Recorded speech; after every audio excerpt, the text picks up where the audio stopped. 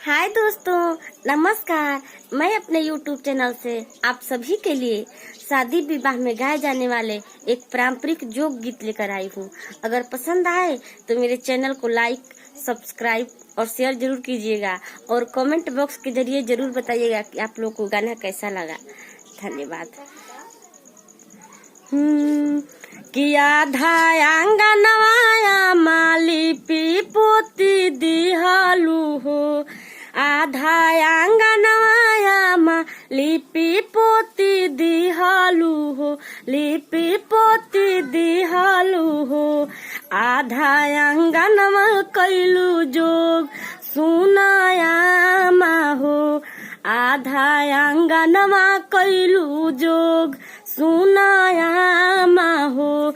आधा आंगनवाया माँ लिपि पोती दिहलू हो, आधा आंगनवाया माँ लिपि पोती दिहलू और लिपि पोती दिहलू हो। आधा आंगनवा कैलू जोग सुनाया माँ हो, आधा आंगनवा कैलू जोग सुनाया माँ हो। आधा आंगनवा चाची लिपि पोती दिहलू हो, आधा आंगनवा चाची लिपि पोती दिहलू अरे लिपि पोती दिहलू हो।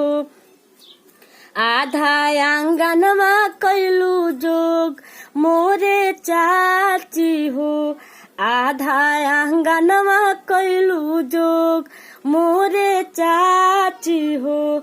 आधा आंगनवा भाभी लिपि पोती दिहलू हो, लिपि पोती दिहलू हो।